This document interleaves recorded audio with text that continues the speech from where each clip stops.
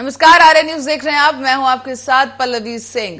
शुरुआत करते हैं सुबह की बड़ी खबरों की। आपको बता दें कि उत्तर प्रदेश में साल 2017 में भाजपा सरकार बनने के बाद कई वादे सरकार की तरफ से जनता के लिए किए गए। इनमें से सड़कों को गड्ढा मुक्त करना भी एक अहम वादा रहा, लेकिन योगी सरकार के पहले कार्यकाल और दूसरे कार्यकाल बनने के बावजूद आज तक कई सड़कें ऐसी हैं जिनकी हालत बहुत खराब है। बात करें अगर ताजनगरी आगरा के अंबेडकर पुल की, तो ये पुल यमुना नदी के ऊपर बना हुआ है और ये पुल यमुना नदी के दो छोरों को जोड़ने का काम करता है, लेकिन इसकी हालत इस कदर खस्ता है कि कभी भी इस पुल पर कोई भी बड़ा हादसा हो सकता है। इस पुल में इतने गहरे गड्ढे हो चुके हैं कि इस सड़क से यमुना नदी भी साफ दिखाई पड़ती है। इस पुल की हालात को देखते हुए आपको बता दें कि अभी तक लोगों में भी काफी आक्रोश है और कोई इस पर मरम्मत का कार्य भी नहीं किया गया। और इसी दौरान इस पुल के हालात को आगरा ब्यूरो चीफ ममता भारद्वाज उन्होंने दिखाया है और आपको बता दें कि यहां पर सरकार की मंशा को जो अधिकारी पलीता लगा रहे हैं वो भी साफ देखा जा सकता है। अंबेडकर पुल की जो खास हालत है आप भी देखिए। आज हम इस समय मौजूद हैं आगरा की अंबेडकर पुल पर। अंबेडकर पुल ये जमुना जी का पुल है। मैं आपको दिखाना चाहूंगी। देखिए ये इधर साइड में ये अंबेडकर पुल बना हुआ है, ये जाल लगा हुआ है और यहाँ ये देखिए जमुना जी का ये बहाव है, ये जमुना जी बह रही है। अंबेडकर पुल पर है और देखिए हम ये एक अद्भुत नजारा दिखाना जा रहे हैं। देखिए ये देखिए गाड़ी निकल रही है, यहाँ एक पुल है। यहाँ बात कर लेते हैं। देखिए योगी सरकार में तमाम वायदे किए गए थे जी, ये गड्ढा मुक्त सड़कें, तो हम यहाँ एक चीज देखने को मिल रही है कि देखो भैया ये गड्ढा मुक्त है या फिर ये गड्ढा युक्त है। दिखाना चाहूंगी, बिल्कुल कैमरामैन से कहना चाहूंगी। देखिए ये किस तरह ये अंबेडकर पुल है और यहाँ देखिए किस तरह ये गाड़ियां निकल रही हैं और देखिए साफ तौर से देख सकते हैं ये पुल पूरी तरह जर्जर हो चुका है और यहाँ तक आप देख सकते हैं ये जो नजारा है यहाँ पुल का। मैं कहना चाहूंगी कैमरामैन से कि दिखाएं। देखिए ये पुल का जो सड़क है बिल्कुल टूट चुका है और सड़क से ये नीचे जमुना जी बिल्कुल साफ तौर से देखी जा सकती हैं। देख लीजिए भैया ये है और यहाँ आप साफ तौर से यहाँ पुल का यहाँ सड़क का टुकड़ा ही गायब हो गया है, तो यहाँ आप बिल्कुल आप इससे अनुमान लगा सकते हैं कि यहाँ जो योगी सरकार में गड्ढा मुक्त सड़कों की जो बात कही थी, यहाँ ढक के 3 बार दिखाई दे रहे हैं। ये गड्ढा मुक्त नहीं, ये सड़कें गड्ढा युक्त देखने को मिल रही हैं। और मैं आगे चल के भी आपको और भी नजारा दिखाऊंगी। ये पूरा पुल यहाँ से पूरी तरह जर्जर हो चुका है। यहाँ ये प्रशासन कोई भी हादसे का इंतजार कर रहा है, क्योंकि तमाम लोगों के द्वारा यहाँ बताया गया कि यहाँ ये पुल है ये काफी दिनों से जर्जर है। धीमे धीमे करके पहले इसकी सरिया निकलती है, फिर सरिया निकलने के बाद ये पुल बिल्कुल आप देख सकते हैं कि सड़क ही गायब हो जाती है। ये ऑटो वाले भैया जा रहे हैं, मैं इनसे बात। भैया नाम बता दीजिए। चंदन जी, ये बताइए आप यहाँ से डेली निकलते हैं? डेली बिल्कुल। अच्छा ये बताइए ये पुल कब से टूटा हुआ है? तो बहुत दिन, काफी दिन हो गए। अच्छा, आपने देखा कभी कोई इसका रिपेयरिंग का कोई काम? ये टिकरी लग जाती है। अच्छा, और ये फिर टूट जाता है। योगी सरकार ने वादे किए थे गड्ढा मुक्त सड़कें, क्या आप मानते हैं गड्ढा मुक्त है या गड्ढा युक्त? सरकार जाने कि योगी जी जाने, हम क्या जाने। देखने को क्या मिल रहा है? गड्ढे। देखिए यहाँ मेरे साथ एक ऑटो भैया जुड़ गए थे, ऑटो वाले। उनने कहा मेरा डेली यहाँ निकलना है और मैं काफी समय से देख रहा हूँ ये चीजें कि ये सड़कें बिल्कुल गड्ढा युक्त हो चुकी हैं। देखिए तमाम गड्ढे हैं यहाँ। ये तो पुल ऐसा है जो एक रोड से दूसरे लिंक रोड को जोड़ने वाला पुल है। यहाँ पर तमाम ऐसे लोग गुजरते हैं, तमाम गाड़ियां निकलती हैं, लेकिन तमाम अधिकारी भी निकलते हैं, लेकिन किसी भी अधिकारी का इस ओर ध्यान नहीं गया। मैं एक बार फिर और दिखाना चाहूंगी। देखिए एक और यहाँ ये गड्ढा है और यहाँ मैं दिखाना चाहूंगी किस तरह लोग यहाँ अपनी बिल्कुल करके यहाँ अपनी जो अपनी जान है उसको जोखिम में डाल के यहाँ लोग निकल रहे हैं। देखिए दिखाना चाहूंगी। देखिए ये किस तरह से यहाँ गड्ढे हैं और यहाँ गड्ढा युक्त दिखाई दे रही है। और आप देखिए ये पुल, यहाँ पर भी पुल पूरी तरह क्षतिग्रस्त हो चुका है। यहाँ सरिया भी हट चुकी है, यहाँ का जो रोड है वो भी खत्म हो चुका है। और यहाँ देख सकते हैं कि यहाँ रोड जो जमुना जी का जो पुल है वो आर पार देखने को मिल रहा है। और देखिए यहाँ बड़ा सवाल उठता है, यहाँ एक सवालिया निशान सरकार की कार्य कुशलता पर उठता है कि सरकार आखिर ये सरकार किस तरह के ये कार्य करी है। जहाँ बीजेपी सरकार के द्वारा विकास की बात कही गई थी तो यहाँ विकास नाम मात्र को नहीं देखने को मिल रहा। जहाँ एक तरफ योगी जी विकास की बात करते हैं तो लेकिन यहाँ दूसरी ओर उन्हीं के अधिकारी, इस ओर उन अधिकारियों का बिल्कुल भी ध्यान नहीं है कि ये देखिए जो गड्ढा है वो इनको, जो ऑटो वाले भैया से मैंने बात की तो उन्होंने कहा ठेकड़े लग जाते हैं, जरा सा बंद कर देते हैं और उसको पूरी तरह सुरक्षित नहीं होते। और दिखाना चाहूंगी और आगे और चलते हैं हम, आगे और दिखाना है नजारा। देखिए यहाँ पर भी वही कंडीशन होने को हो रही है जैसा कि मैंने पीछे दिखाया। सड़क है, सड़क से ऊपर से ये जो सरिया है, सरिया भी निकल चुकी है। यहाँ तमाम लोग, यहाँ देखिए यहाँ भी ये सड़क का ये टुकड़ा है, ये हटने वाला है और नीचे बिल्कुल पुल के ये भी आर पार हो जाएगा। तो वही विकास की बात करने वाली सरकार को, विकास की बात करने वाली सरकार के जो नुमाइंदे हैं, जो अधिकारी हैं, क्या उनका इस ओर कोई ध्यान नहीं है? क्या कभी कोई भी जो सरकार का जो प्रतिनिधि है, यहाँ के विधायक, यहाँ के सांसद, क्या वो यहाँ से नहीं गुजरते? क्या कभी उनका इस ओर ध्यान नहीं जाता?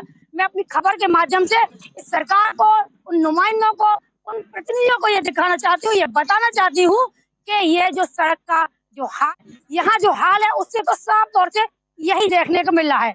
देखने वाली बात है कि हमारी खबर के माध्यम से देखते हैं कि क्या सरकार कुछ कदम उठाती है, कोई काम को आगे बढ़ाती है, या इसको यूं ही किसी सड़क इस जगह कोई हादसे को दावत देती है। अपने सहयोगी अशोक के साथ ममता भारद्वाज, आर्या न्यूज। तो देखा आपने यहाँ पर पुल की क्या हालत थी। यहाँ पर पुल इतनी बुरी तरह से क्षतिग्रस्त हो चुका है कि पुल के नीचे से जो ये गड्ढे बने हुए हैं उनके नीचे यमुना नदी बहती साफ देखी जा सकती है। और लोगों का भी यही कहना है कि काफी समय से ये पुल इसी हालत में है और यहाँ ना तो कोई मरम्मत का कार्य हुआ है, ना ही किसी अधिकारी को यहाँ पर इस पुल के हालत की सुध लेते हुए देखा गया। बहरहाल अब बढ़ेंगे अगली खबर की ओर। यहाँ आपको बता दें कि राज्य सरकार सरकारी अस्पतालों पर करोड़ों रुपए खर्च कर रही है, जो कि जिला अस्पताल और मानसिक अस्पताल और तमाम सीएचसी और पीएचसी सेंटर पर फायर की पाइपलाइन पड़ने की वजह से जो कार्य है वो तेजी के साथ चल रहा है।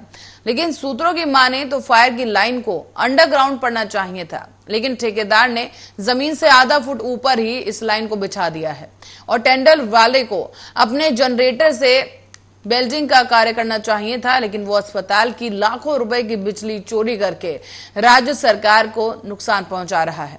बता दें आपको कि यहाँ पर जो अस्पताल के अधिकारी हैं, जो बाबू लोग हैं वहां पर, वो भी इस पूरे प्रकरण को लेकर कोई कार्रवाई करते नजर नहीं आए हैं। आपको ये भी बता दें कि ठेकेदार का कहना है कि हम बिजली का पैसा बाबू को देते हैं। अब बड़ा सवाल इसलिए उठता है कि जिला अस्पताल के सीएमएस मेघ सिंह और मानसिक अस्पताल की अध्यक्ष का ये तक नहीं पता उन्हें कि कौन सी कंपनी ये काम करवा रही है या कौन सा नियम है जिसके तहत ये काम किया जा रहा है, किस तरह से इसको काम को करवाना है, ये कुछ उन्हें पता ही नहीं है।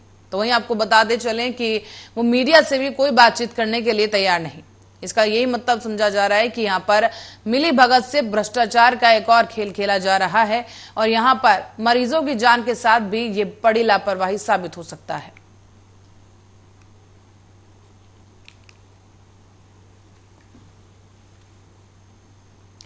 और बढ़ते अगली खबर की ओर। आगरा से एक खबर है जहां पर स्पेनिश टूरिस्ट पहुंचे थे ताजमहल का दीदार करने के लिए, लेकिन यहां उन्हें अपमानित होना पड़ा। बता दें आपको कि स्पेनिश टूरिस्ट मैडम आना और मिस्टर एंड्रियान मेहताब बाग से निकाला गया है उनको बाहर, और मेहताब बाग से ताजमहल का वो सनसेट देखने के लिए आए थे, लेकिन पार्क में तैनात गार्ड ने पार्क जल्दी बंद होने का हवाला देकर इन दोनों पर्यटकों को वहां से बाहर निकाल दिया है। अब दोनों स्पेनिश पर्यटकों ने टिकट भी खरीदा था, लेकिन उसके बाद भी बाहर किए जाने पर वो काफी नाराज नजर आए। एक वीडियो के जरिए पर्यटक ने अपनी नाराजगी जताई है और गार्ड की कारगुजारी ने ताज नगरी की किरकिरी करवा दी है।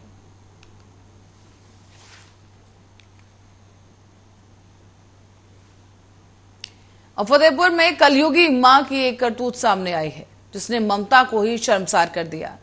दरअसल लोक लाज के डर से एक मासूम नवजात बच्चे को झाड़ियों में फेंक दिया गया। आपको बता दें कि झाड़ियों से इस नवजात का शव मिला है और शव मिलने की जानकारी मिलते ही इलाके में सनसनी मच गई। ग्रामीणों ने शव मिलने की सूचना पुलिस को दी और ग्राम प्रधान को भी सूचित किया गया। अब पुलिस ने शव को कब्जे में लेकर पोस्टमार्टम के लिए भेज दिया है। इस पूरे मामले की जांच की जा रही है। खागा कोतवाली क्षेत्र ग्राम पंचायत बबुल्लापुर का नकसारा पुल नदी के पास का ये मामला बताया गया।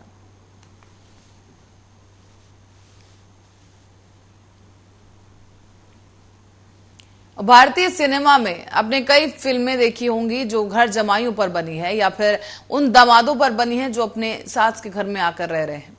और आपको बता दें कि कई ऐसी फिल्में और देखी और सुनी होंगी जहां पर कई अनेक अनोखी परंपराएं देखने को मिलती हैं, कई प्रथाएं होती हैं जो इतिहास बनाने लगती हैं। और अब आपको बता दें कि एक गांव ऐसा है जहां पर 3 पीढ़ियों से इस गांव में लड़कियों की शादी में दूल्हे विदा होकर घर दामाद बनते हैं और यहीं पर रहकर बस जाते हैं।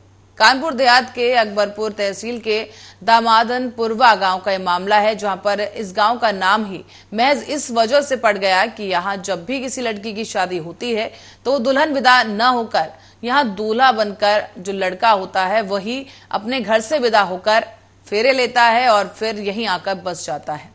आपको बताते चलें कि अब ये दूल्हा अपना पूरा ही जीवन जमाई बनकर बिताता है, जिसके बाद लड़की के घर में ये घर दामाद कुछ दिन रहता है और फिर लड़की के घर वाले अपने जमाई को पक्का मकान और जमीन देते हैं। जीवन यापन करने के लिए उसे ये तोहफा दिया जाता है जिससे कि उसकी लड़की अपने घर वालों के पास पूरी उम्र रह सके और दामाद घर जमाई बन जाता है। और इस गांव में ये प्रथा पिछले 3 पीढ़ियों से चली आ रही है। आपको बता दें कि अब ये प्रथा बनकर परंपरा बन गई है। यहाँ पर ये सरियापुर गांव का मजरा लगता था और यहाँ पर सबसे पहले सन 1970 में यहाँ पर बेटी की शादी हुई थी राज रानी नाम से। तो उनके जो पति देव थे सांवरे कटेरिया, वो यहाँ पर आकर रहने लगे थे और आर्थिक स्थिति अच्छी नहीं थी, रहने की व्यवस्था नहीं थी। तो उनको गांव समाज के पट्टे की ज़मीन पे उसर में उनको जगह दे दी गई थी, तो उन्होंने अपना घर बना लिया। उसके बाद और लड़कियों की शादी हुई तो धीरे धीरे दामाद आकर यहीं पर बसने लगे। सबसे बड़ा कारण था आर्थिक स्थिति अच्छी ना होना। यहाँ पर माँ बाप उनका सपोर्ट करते थे और उसके बाद जब दामादों की संख्या बढ़ने लगी तो ये पुरवा लगता था। तो दामादों की संख्या की वजह से उसे दामाद नाम से जोड़ दिया गया। तो ऐसे ही धीरे धीरे वो दामादन का पुरवा नाम पड़ गया इस गाँव। खबर विंध्याचल से है, जहां थाना क्षेत्र के अष्टभुजा पहाड़ी पर पुलिस ने जन्माष्टमी पर सघन चेकिंग अभियान चलाया। इस दौरान विंध्याचल त्रिकोण पथ के कई मार्गों पर वाहनों की जांच की गई और पहाड़ पर भोजन बनाने वाले लोगों को भी मादक पदार्थों से दूर रहने की हिदायत दी गई। बता दें आपको कि सीओ सिटी प्रभात राय ने बताया है कि विंध्य पर्वत पर आने जाने वाले लोगों की बैरियर लगाकर 24 घंटे चेकिंग की जाएगी ताकि कोई भी मादक पदार्थ लेकर इस क्षेत्र में प्रवेश न कर सके। धाम में आने वाले लोगों की सुरक्षा के लिए जनपद पुलिस सतर्क नजर आई। दरअसल विंध्याचल में अष्टभुजा मंदिर के नीचे 14 अगस्त को भोजन बनाते समय शराब पीकर हुए विवाद में कन्हैया प्रसाद नाम के शख्स को गोली मार दी गई।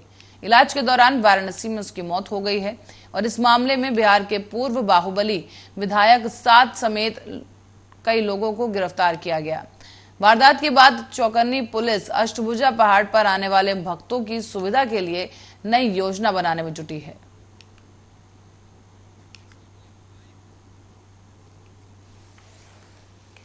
अब जहां एक तरफ देश भगवान श्री कृष्ण की जन्माष्टमी का त्योहार मनाता रहा, तो वहीं मिर्जापुर के सबरी में गुरुकुल आदर्श स्कूल बच्चों की इन तमाम खुशियों पर बट्टा लगाता दिखा। विद्यालय प्रशासन इसकी जिम्मेदारी सरकार पर थोप रहा है और प्रबंधक का ये कहना है कि हमको प्रशासनिक बंदी का नोटिस 17 अगस्त की शाम 5 बजे मिला था। उन्होंने कहा कि उनके पास कोई माध्यम ही नहीं था कि अभिभावकों को इसकी सूचना दी जा सके, इसीलिए स्कूल जन्माष्टमी के दिन भी खोलना पड़ा है। इस दिन छोटे छोटे बच्चे काना बनकर खुशियां भी खेलते हैं, लेकिन इस स्कूल में बच्चे पढ़ाई करने के लिए मजबूर हो गए।